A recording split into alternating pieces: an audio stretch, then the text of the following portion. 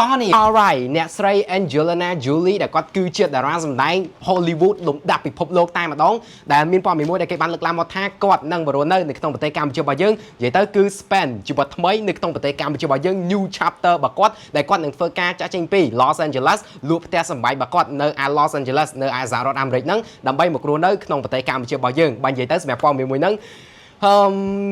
មានការចុះផ្សាយពី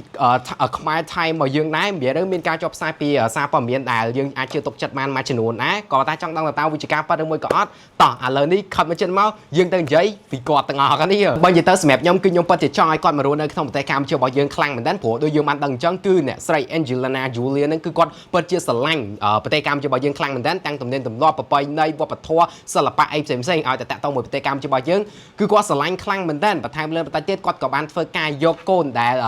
កូនហ្នឹងគឺមានសញ្ជាតិជាខ្មែរយកទៅចិញ្ចឹមទៀតហើយគាត់ស្រឡាញ់ប្រទេសយើងខ្លាំងដល់ថ្នាក់ហ្នឹងនិយាយទៅគឺគាត់ស្រឡាញ់ប្រទេសរបស់យើងយកតែមែនតែនហ្មងមកសម្រាប់អ្នកដែលប្រកបអត់ទាន់ស្គាល់អ្នកស្រី Angelina Jolie ថាគាត់គឺជាអ្នកគេទេចាំខ្ញុំមកប្រាប់បន្តិចសិនអញ្ចឹងសម្រាប់អ្នកស្រី Angelina Jolie ហ្នឹងបើយើងនិយាយសាមញ្ញទៅគាត់គឺជាតារាសម្ដែង Hollywood លំដាប់ពិភពលោកម្នាក់ដែលគាត់កើតនៅថ្ងៃទី4ខែមិថុនាឆ្នាំ1975នៅឯទីក្រុង Los Angeles រដ្ឋ California នៅសហរដ្ឋអាមេរិកផ្ទាល់តែម្ដងដែល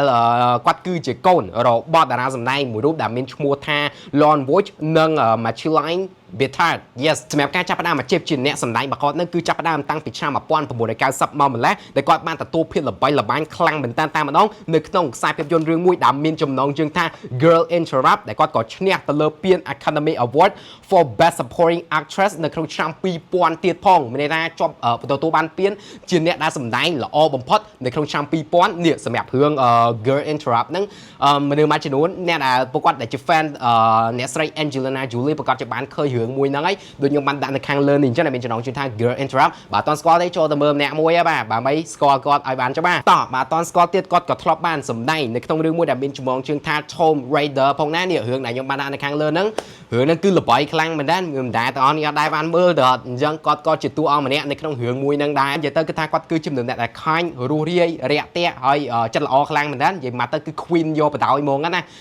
គឺស័ក្តិសមហ្មង Queen នេះគឺស័ក្តិសមជាមួយឈ្មោះរបស់គាត់ហ្មងព្រោះថាការពីមុនហ្នឹងគាត់ក៏ធ្លាប់បានយកក្មេងដែលជាមានសញ្ជាតិជាខ្មែររបស់យើងហ្នឹងយកទៅចិញ្ចឹមផងដែរនៅក្នុងហ្នឹងកូនដែលគាត់បានយកទៅហ្នឹងប្រទេសកម្ពុជារបស់យើងម្នាក់វៀតណាមម្នាក់នៅអ៊ីសូពីម្នាក់ទៀតអញ្ចឹងសរុបទាំងអស់គឺ3នាក់ដែលកូនដែលយកពីប្រទេសកម្ពុជារបស់យើងទៅហ្នឹងគឺមានឈ្មោះថាគាត់អ្នកដែលឲ្យគឺមានឈ្មោះថា Mad Dogs ហើយសម្រាប់កូនដែលយកមកពីអ៊ីធីអូពីគឺមានឈ្មោះថា Zahara និងកូនដែលយកចេញមកពីប្រទេសវៀតណាមគឺមានឈ្មោះថា Pax អញ្ចឹងសរុបទាំងអស់គឺមានចំនួន3នាក់ដែលគាត់បានយកទៅចិញ្ចឹមអញ្ចឹងឥឡូវនេះតោះនេះប្រកាសជាបានស្គាល់ពីគាត់ខ្លះហើយអញ្ចឹងយើងនិយាយតពីជីវប្រវត្តិរបស់គាត់ប៉ុណ្ណឹងបានហើយឥឡូវនេះយើងក៏លេចមកមើលព័ត៌មានថ្មីនេះដែលគេបានលើកឡើងថាគាត់នឹងមករស់នៅក្នុងប្រទេសកម្ពុជារបស់យើងមានន័យថាគាត់នឹងធ្វើការលក់នៅផ្ទះសម្បែងរបស់គាត់ដែលមានទីតាំងនៅ Los Angeles នៅ California រដ្ឋនៅសហរដ្ឋអាមេរិកហ្នឹងហើយធ្វើការមកផ្លាស់ប្ដូរនៅ new chapter រស់នៅជីវិតបែបថ្មីនៅក្នុងប្រទេសកម្ពុជារបស់យើងតែព័ត៌មាន ឬក៏ source ប្រភពដែលខ្ញុំយកចេញមកមិញហ្នឹងគឺមាន3ទី1ចេញមកពីខ្មែរ Time ដែលជាព័ត៌មាននៅក្នុងស្រុកខ្មែររបស់យើងផ្ទាល់តែម្ដង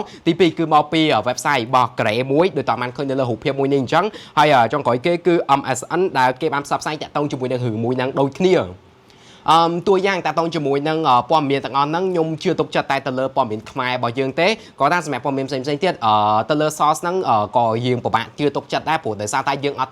ទាន់បានទទួលនៅ official announcement ពីអ្នកស្រី Angelina Jolie ផ្ទាល់យើងអត់ទាន់បានឮពីមាត់របស់គាត់ផ្ទាល់អញ្ចឹងហើយយើងក៏អត់ទាន់អាច confirm 100%ដែរថាគាត់នឹងមករស់នៅក្នុងប្រទេសកម្ពុជារបស់យើងអត់អាច confirm បានទេថាគាត់នឹងមកឬមួយក៏អត់ក៏ប៉ុន្តែអីដែលតនេះគួរតែដឹងគឺថាការពីប្រហែលថ្ងៃមុននេះ3ទៅ4ទៅ5ថ្ងៃមុននេះគឺមាននៅ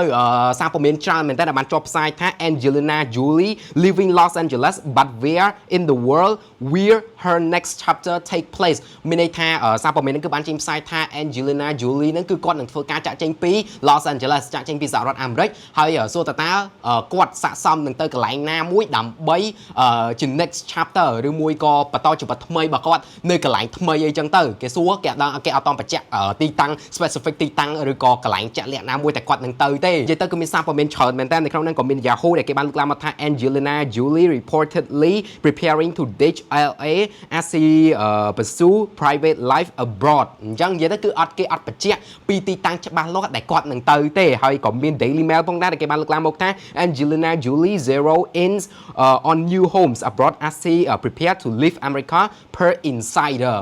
បើនិយាយទៅសម្រាប់ព័ត៌មានទាំងអស់ហ្នឹងកាលពីប្រហែលថ្ងៃមុនគឺគេបានលើកឡើងមកថា Angelina Jolie គាត់នឹងធ្វើការចាក់ចែងពីសហរដ្ឋអាមេរិកដើម្បីធ្វើដំណើរទៅរស់នៅកន្លែងថ្មីមួយទៀតដែលជា new chapter life របស់គាត់ដែលជាជីវិតរស់នៅថ្មីរបស់គាត់អីចឹងទៅប៉ុន្តែចាស់ស្ដែងគឺគេអត់បានបញ្ជាក់ថាតើកន្លែងណាមួយដែលគាត់នឹងទៅឲ្យប្រកាសទេអញ្ចឹងដោយសារតែបែបហ្នឹងហើយយើងរៀងពិបាកនៅក្នុងការសន្មតបន្តិចថាតើកន្លែងដែលគាត់នឹងទៅរស់នៅហ្នឹងថាតើនៅកន្លែងណាអីចឹងទៅព្រោះ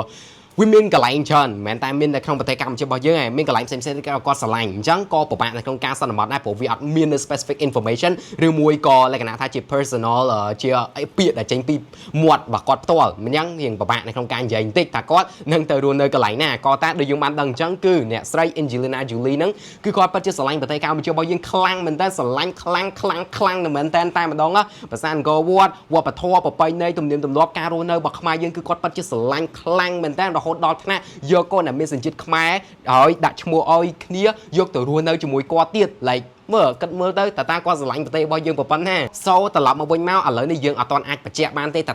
គាត់នឹងមកគ្រោះនៅក្នុងប្រទេសកម្ពុជារបស់យើងឬមួយក៏អត់ព្រោះថាអត់ទាន់មានអីមួយដែលនិយាយចេញពីមាត់របស់គាត់ថាគាត់នឹងមករស់នៅក្នុងប្រទេសកម្ពុជារបស់យើង